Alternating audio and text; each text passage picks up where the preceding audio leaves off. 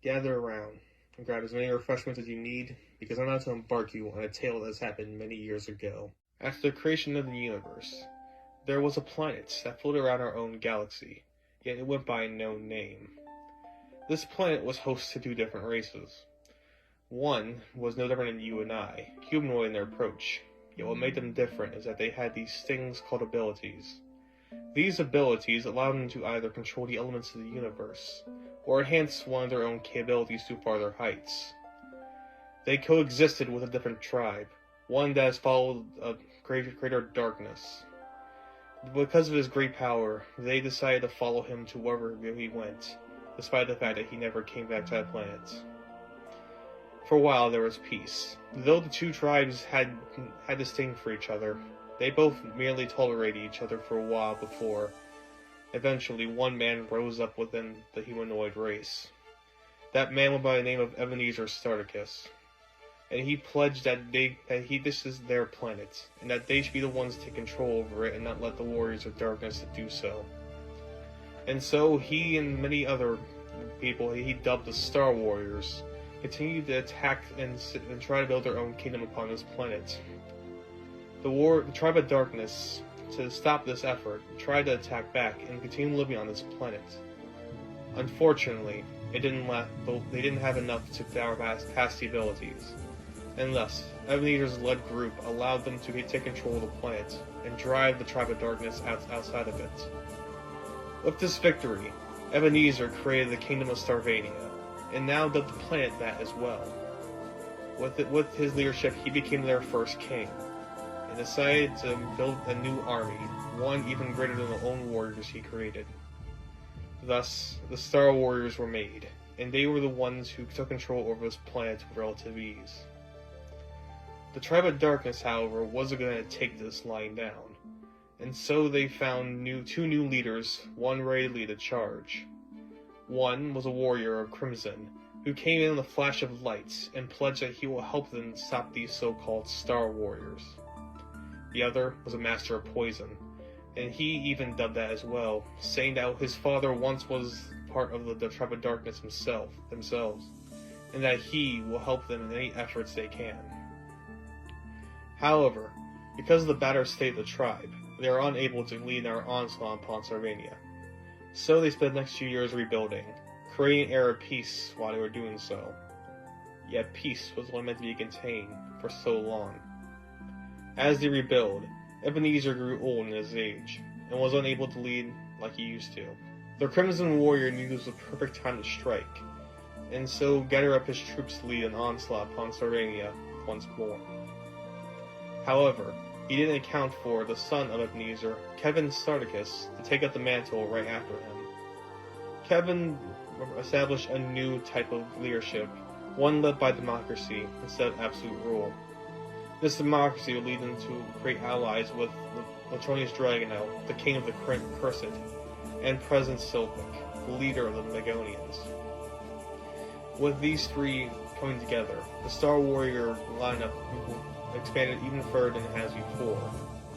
And so, with their might and the newly dubbed Dark Warriors, who were once known as the Tribe of Darkness, went on to an absolute war. This became the first great war of the universe, and it went on for many years. During this war, Kevin was able to create more allies, such as one named Callus Pyrite, a leader of the Men. With the four together, they were able to push back the Dark Warriors. Though they were tough, they weren't enough to defeat the Star Warrior might. And with that, Starvania has acclaimed their first victory.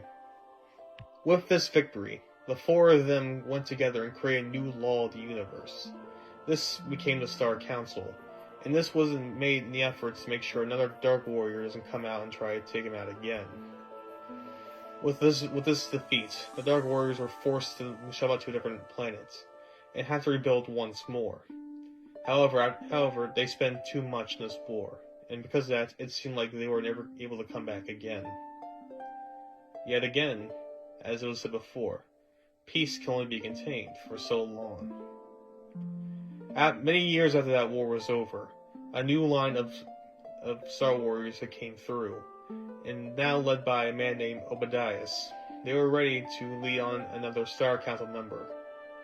This was another opportunity to strike, as the Dark Warriors came from nowhere, stronger and faster than ever. They were able to detain the Star Warriors for even longer than last time. However, the Star Warriors aren't one to fall, and so they pushed them back, creating the universe's first ever great stalemate. Neither side broke through. Every time it seemed like one could, it was immediately defeated by another. This stalemate went on for 4,000 years, and it seemed like there was no end to it. It got to a point where people were beginning to think that one side was going to call it quits. Yet, eventually, one side did break through. The Dark Warriors, in desperate need of leadership, were met by a man called a Black Mage from Earth. Though his name was Bartholomew, he went by the alias of Darky to hide his name and become one of the Dark Warriors. He dubbed himself the Demented Wizard, for once you meet him, he'll make you forget everything you are, and kills you before you have a chance to remember. With his leadership in magic, he was put in charge to lead a raid upon Sarvania, and did so in a fleeting fight. The King Obadiah was unexpected by this, yet he didn't come unprepared. He led his own assault to make sure his Darky's raid was going to be ceased. However, the magic prowess of Darky was too much, and he pushed forward to the throne of Sarvania. There, he and Obadiah went under great battle, and unfortunately, Obadiah was slain during the fight. Darky has taken over Stardikust, and with that, the Dark Warriors seemingly have won the war. However, a good story doesn't end quite like that. Though Darky was cunning and calculated, he did make one crucial mistake upon his raid. Despite being unexpected, Obadiah had one last contingency plan before his inevitable death. He sent his newborn son to Earth, so he could be protected and make sure he can survive during the raid. Thus, the son named Michael Stardikust escaped upon the planet, and went down to Earth to make sure he's protected. This would lead to one man from Dark Warriors giving a prophecy stating that that boy will come back once more, stronger and more willing to take the throne back from Darky. And Darky was no idiot, so he sent every Dark Warrior imaginable on Earth to find and kill the kid. Unfortunately, because of Michael's new identity, he wasn't able to find him, and thus the child was able to grow up in peace. Yet Darky is the eternal wizard. He'll make sure the child is slain if it's the last thing he does. As for the child, as said previously, he was being raised on Earth in peace, and one day will come out and become the hero Sarvania needs. That part of the story is being unfolded right now. Episode 1. They call him Mikey. The story takes us to a nearby desert, one place within Arizona. There, a man rode on his bike, fully dressed in a leather jacket with a white undershirt, along with blue jeans and sunglasses across his eyes. He had blonde, short hair, and had sunburned skin, ready for his own task. He drove upon to a small town in the desert, one with wooden houses, almost like an old western scene. There, he made a quick pit stop and went to a bar, where, well, I'll let it speak for himself. Excuse me, sir. Can I get you anything? Just one drink for the road. I won't be here long. You got it. But if you don't mind me asking, I see many faces around, and I haven't seen yours quite yet. You around here? No, just visiting. Really? Do you mind if I ask your name? Name's David. David Emblem. Just getting my beer, man. I just want to go. Right. You're gonna get it. I like write small talks to my customers. I'm not one for small talk. I got more important things to worry about. Like what? Try to find a kid, that's all. Your son? No, but he is quite important to me. Is that so? Got a picture? A name? I could probably try to find him. You wouldn't be too much help. I doubt you know him. But if you insist, Here you go. What's his name? His name's Mikey. I don't know if you ever heard of him before. I heard of Mikey's before, and Michael's, but yeah, this guy don't ring a bell to me. I figured. Well, I appreciate the help anyway. Besides, I already know where he is. I was just hoping, might be closer, get us on quicker. Yeah, I've been really trying to find some sort of convenient way to get things done nowadays. Well, I hope you do find him. You said you know where he is, right? Indeed. Though it's still quite a ways to go. I was hoping you stayed there before sudden happens. Like what? Don't worry about it. It's nothing to do with you. If you would say so. Well, good luck trying to find him. Thanks. And also thanks for the beer. No problem. The scene shifts to a nearby town where a small building and orphanage laid. There, we see a kid, one with a yellow sleeveless jacket, a white undershirt, and blue shorts. He had brown spiky hair, and was seen escaping this place. Escaping. There are two individuals with flashlights trying to find him. However, they were unsuccessful. Oh man, it's the 5th time this month. We only need to keep a better eye on him.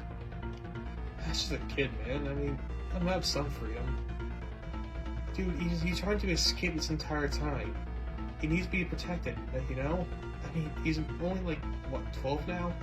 We gotta keep a better eye on him. He's getting around the age. I think we need to have a little freedom with him. You're right, but he's kind of more trouble than what it's worth. Where'd he go? To the kid. Everything's going to this corner plan. And I say get out of here right now. I'll do better quick. Now we're back to David, who's now entering the town just after the desert into a plain. And as he goes there, he makes a stop, where he sees 3 distinctive people, all in blue jumpsuits, looking at him menacingly. Can I help you 3? Yeah. What do you think you're doing here, Buster? Just crossing through, that's all. Really? Well, we gotta pay the toll. I don't see no toolbox here. No. I said the toll. No, I heard you the first time, buddy. It's way through. Hold on, wait a minute. Just who do you think you are anyway? Not someone to worry about, that so. Is that so? Well, I think you should be a little worried. Because we 3 are known as the Blue Hoodie Gang. We run this town and we make sure nobody leaves without paying or entering without paying. Oh, so you're just stealing then? No, we are paying. No, you're stealing. Don't lie. David attempts to walk away from the crowd, yet it wasn't successful. As the Blue Hoodie group decided to push him back. Look, I'm not looking for any trouble. I know, we are neither we. That's why I always wanted to pay the money up, or else we're gonna have to look for trouble. Let that be the best comeback you have. Seriously, you don't want to get in a fight with me. we got a tough guy here, don't we? Listen, do you really want to mess with me? Well, do you really want to mess with us? No, not really. But I have no concern for you, so please, just leave me alone. I don't think we would. As he was trying to come back, he saw the kid who was back once the orphanage ran away. At the distance, they heard 2 other voices. And as the kid was running by, the Blue Hoodie said, "Oh crap, it's Mikey!" Thank you, thank heavens you guys are here. Please help me out, I'm trying to escape again. Again? Didn't you see the last time? Yeah, they found me. I just need to leave, please. Don't worry, we got you. As the Blue Hoodie tried to attempt to help him, David looked upon them unsurprised, and almost like he didn't expect them to do that.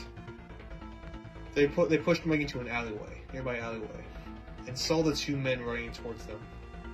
Hey, oh, it's you guys again. Have you seen a kid that was running by here? Oh yeah, we saw him. He went that way. He pointed the wrong direction, obviously. Ah, thank you.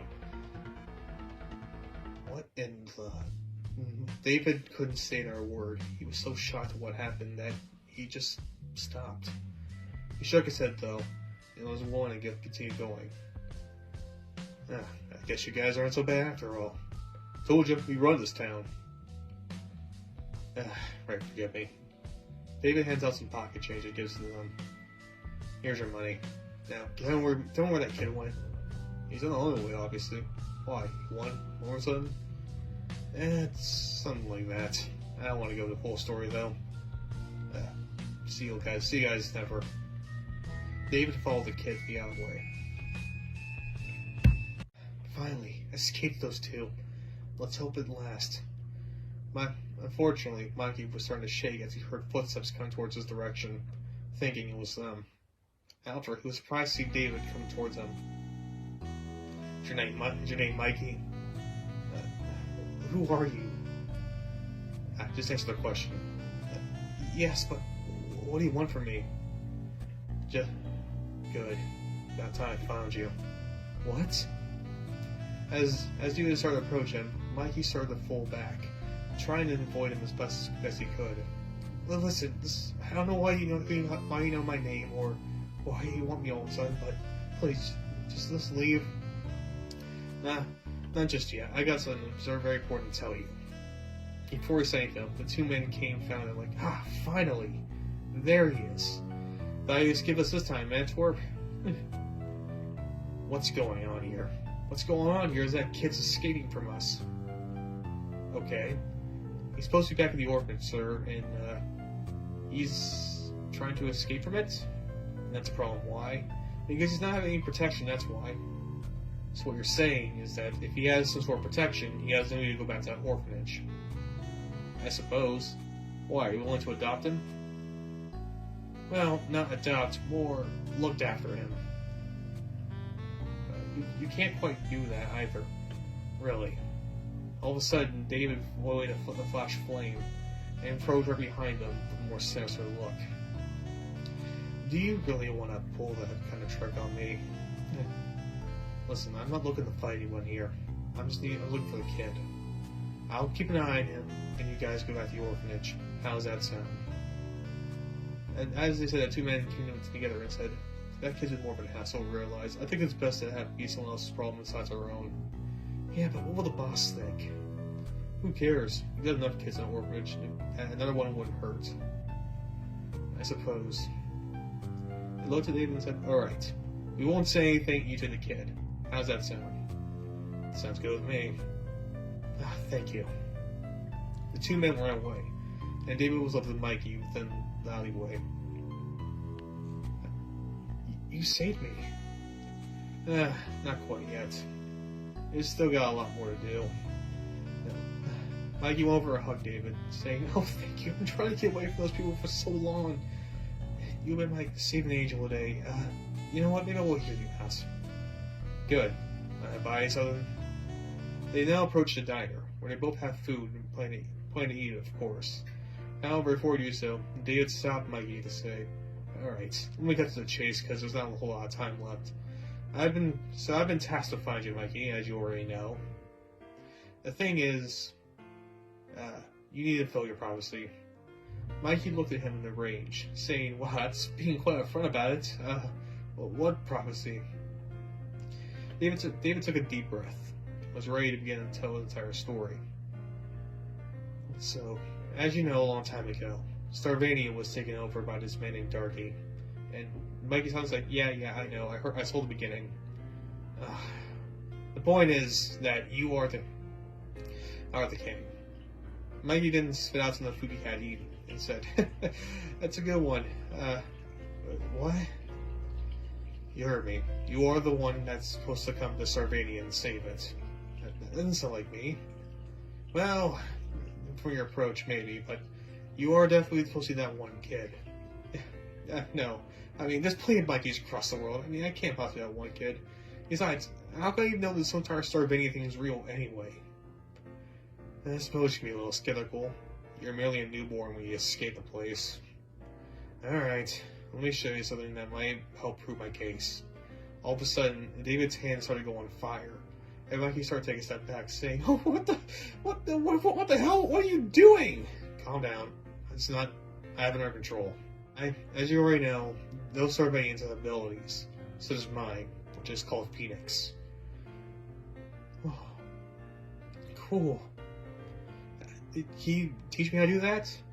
Well, you don't quite have that, so no, I can't. But it does prove that there are people out there with abilities. Yeah, but that doesn't really prove Starbase a thing, or I'm just sort of king to it. I'm not gonna lie, man. Everything you say here is really far-fetched. And you would assume that. Alright, there's no better way of saying this. How about you just follow me? I'll show you what I mean. No! Look, man, I appreciate the help and the food, but you're really coming off as some sort of creepo over here. I don't know what this whole entire prophecy thing is, or anything else, Sarvania, or any of that, besides what the opening told me, but you got the wrong guy. I don't, in fact, I'm starting to think that you got the wrong theory. I don't. After all, I've been sent by someone to find you. It doesn't sound right. Look, there's no better way of saying this. Either you follow me, or you don't. I'm not going to. Just leave me alone, please. Though I do appreciate your help, I don't want to... Just don't follow me. The scene now is Mikey trying to run away from David, with David not really giving much of a chase. It got to the point where Mikey was starting to go through different alleyways trying to lose him, thinking he was still being chased. However, it meant nothing, as David was approaching right in front of him where he ran. How did you do that? All part of the ability, man. But... just please, let me be! Look, you already did enough for me today, and I'm grateful, but I heard you the first time. You don't need to repeat yourself, but listen. I'm not gonna read myself either. Just please follow me. No, I'm not going to do that. Just leave me alone. For crying out loud. I didn't travel halfway across the country just for you to say no. As David tried to approach him, a cosmic aura went around Mikey and said, just please leave me alone! One punch and David was sent flying back to the previous building. He looked up and saw Mikey and team in that glowing aura and more determined look. Yes. You are definitely alright. Mikey just realized the aura around him and just said, alright, maybe you were right about me being someone special than the others, but that doesn't prove anything. Just don't follow me or else you get more of that. Alright. Wait, really? You're actually gonna quit like that? Yeah, I don't see much of a chance against you. There's no point in me trying to chase you down. Huh. Though David hurt himself when he said that, he knew deep down that it would be nothing at the end. Mikey then went outside of town, continued until he went to their own plane. As he did, David noticed two mysterious men, both cloaked in purple and black, and had mysterious tattoos across their arms. They soon followed Mikey throughout the town, and David said, oh, shit, not this again.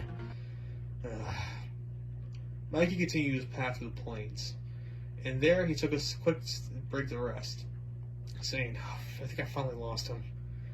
I hope he actually meant what he said. Well, at least I'm just going to assume that. He then looked up to the sky and said, finally, I finally have the ability to be myself now, no longer chained to that orphanage. As he said that, he felt two presence behind him. He looked around and saw the two mysterious men there. Just a second ago, kid, but mind if I ask you a question? Look, I've met a lot of weird people today. Just let me be. I don't want to cause anything. Don't worry, I'm not going to cause anything either. Just want to ask one question, that's all. Did you say your name was Mikey back there? Yes. And did you say that you had that cosmic aura around you? I didn't say that. I showed it, but yeah, I did. Good. He then turned around and said, and went to her phone. The tall one said, "Boss, we found him." There on the phone, they heard a voice saying, "Good. Just do the job now." They both turned around and getting to do what they needed to do, pulled out guns in towards Mikey, with Mikey taking it back, saying, "Whoa, whoa, whoa! What are you doing?" "What we need to do, kid. It ain't personal, just business." "What kind of business? Hold on. Who are you guys?" Before they said anything, they saw a fire arrow pierce one of them, and he fell down in pain. Though it hit any of his fatal spots, it did hurt him extremely. with David coming right behind him. David had a flaming bow on his back, with another arrow coming out of fire. Mikey said, wait, what? Sorry, Mikey, but I don't think I properly introduced myself. My name is David, and of course you know my ability is the Phoenix. As you can clearly see, the Phoenix can combine on fire weapons with them, such as his bow and arrow. Why a bow and arrow? Don't ask questions about it. As he did, said, "Oh, look at you, it's Mr. Tough Guy David again. Didn't think we see you out of these parts." Yeah, go on, do what you need to do, Dark Warrior. Dark Warrior? Yeah, the Dark Warrior sent to kill you, kid. What? Enough of this. The Dark Warrior that was on the ground in pain, came up, took the arrow out of his arm, and said, Alright, let's not cause any more trouble. Let me kill the kid, and we'll let you go freely, David. I'm gonna say no to that. It's more difficult, that's how it's gonna be. Sure, whatever you say. Mikey was trying to back off. He was trying to accept the situation as he could, but one of the Dark Warriors wouldn't let him. As he did so, David said, Mikey, don't be afraid of him. But just calm down, Mikey. Use your cosmic aura and beat them. You can do it. You're much stronger than they are. But how do you know? Because I believe. As uttered those words, Mikey's aura came around again, and then he approaches the Dark Warrior once more. The Dark Warrior tries shooting at him, and Mikey's able to dodge relative ease. Doing that, Mikey went over and approached the Dark Warrior once more, giving him one hard punch to the gut, sending him back in pain. The other Dark Warrior approached David and tried to take aim out as soon as he could. However, David's flattening blow didn't turn into a double-bladed sword, and he continued to fight like that. David was too quick and his fire abilities were too impressive for him to continue fighting, and because of that, David dropped his own Dark Warrior himself. Both of them realized they were in a much greater situation, and so both ran away, knowing that they were able to win. With them leaving, David approached Mikey and said, "Don't you see it now, kid? You're meant for something greater than this." Just hold on. Who are those people anyway? Dark Warriors? What kind of people are they? Honestly, they're people sent to kill you. What? I already told you. You're the Prince of Sarvania. They want you dead because they know what you're going to do to the leader.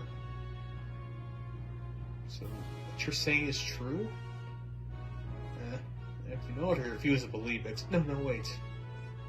Is there any more of them? Oh, yeah. There's plenty of them out there. In fact, I won't be surprised to see those two again. And they'll keep coming after you. So you can believe what you want to believe, Mikey. But I should at least warn you about that. Wait. So if I really am this Prince of Sarvania and I'm destined to defeat Darby, then I probably should do that, then, should I? Yeah, you should. Okay, if that's the case, then I guess I have no choice but to do that. About time. That was being the thing I was probably have to beg. Mikey didn't approach him, and then bowed down on his knee, saying, "Please show me the way of being a prince." David laughed. Then he said, "Oh, Mikey, I should be the one bowing to you, instead of the other way around." David went to do that and said, As myself, David Emblem, will I be your servant during this time." And I said, "Servant? Look, I don't know anything about a servant, and..." "Alright, at least a guide, then." "Yeah, a guide should be fine." "Good." He then got back up, put his hand, saying, "Alright, you ready to go, kid?" "Go where?" I'll take the next step. There's plenty of preparation to do if you want to beat Darky. And, well, clearly, despite your power, you're not quite there yet. How do you know that? Trust me, kid. I know. Okay, well, you have been wrong so far, so you better not be wrong now. And well, our next step, anyway, is to go find the Starblade. The Star what? The Starblade, the woman for the king, you know? It's here on Earth, and, well, I don't really know where it's at, but that's for us to do. And while in the meantime, while we're doing that, you can begin practicing your powers. Okay. Can you teach me? Unfortunately, no. I don't have your ability, and I don't know how it works. But they do say the best way of learning is doing it yourself. Who says that? I know someone does. Okay. The scene then cuts as them walking through the plains, preparing for their next journey. As the two Dark Warriors, they went back to town to Adelaide and to communicating, saying, Boss, we were unsuccessful in an assassination.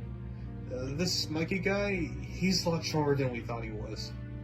Is that so? The voice said. I fear is what happened. We spent too much time trying to find him, and by the time we did, he's already gone well beyond our strengths. I fear that no Dark Warrior can really beat him now.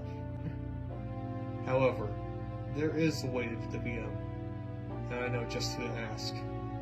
It's time I start taking matters to my own hands.